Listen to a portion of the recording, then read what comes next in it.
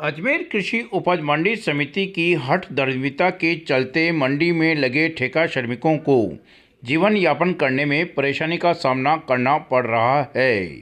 अजमेर कृषि उपज मंडी इन ठेका श्रमिकों से काम तो करवा रही है, परंतु काम के बदले मिलने वाले मानदेय का भुगतान नहीं कर रही। एक और तो राज्य सरकार संविदा कार्मिकों के उत्थान हेतु अनेकों योजनाएं चला रही है, वहीं कृषि उपज मंडी समिति जांच के नाम पर श्रमिकों को वेतन नहीं देकर प्रताड़ित कर रही है।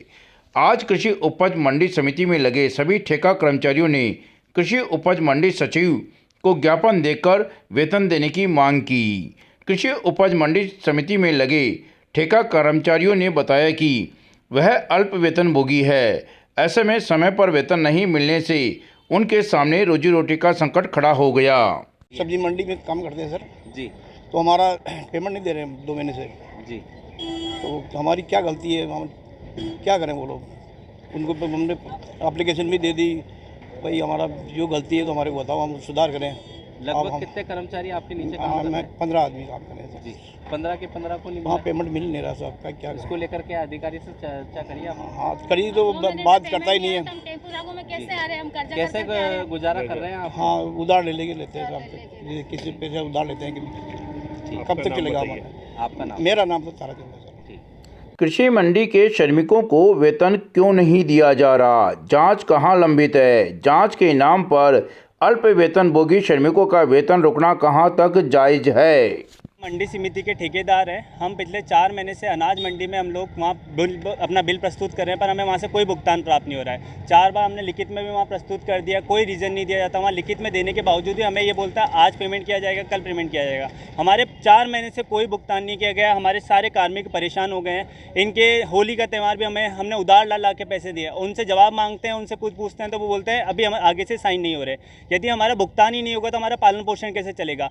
सब हम लोग न्यूनतम मजदूरी पर काम करने वाले व्यक्ति हैं। हमें 9,000 रुपये मिलते हैं, वो भी हमें टाइम पे नहीं मिले तो हमारे को ऐसी नौकरी के किस फ़ायदा?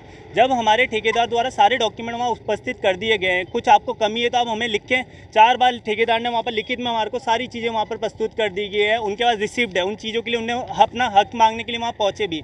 आज हमने सचिव महोदय को ज्ञापन दिया है, उपनिदेशक कार्यालय में भी हमने ज्ञापन दिया है। वह हमारी मांगों का रखा है। हमने बोला हमारे 4 से 5 महीने का भुगतान किया जाए। उनके द्वारा किया जा रहा है कि जाँच चल रही है। ऐसी कौन सी जाँच है जो 6 महीने से पूर्ण नहीं हो रही है?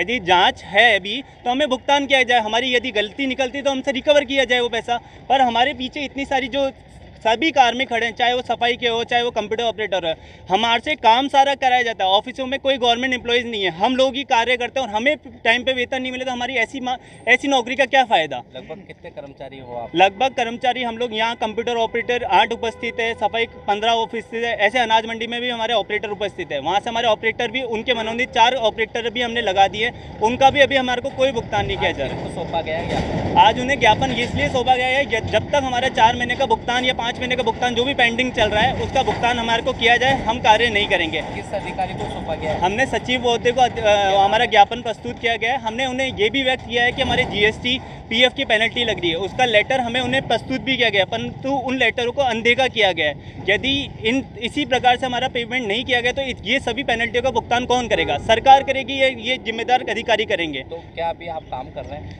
हम आज तक काम कर रहे थे, हम 1 तारीख से काम नहीं करेंगे। आज हमारा ज्ञापन इसी रूप में हमने प्रस्तुत किया है कि हम 1 तारीख से अब कार्य नहीं करेंगे। मेरा नाम खुश चौहान, कंप्यूटर ऑपरेटर।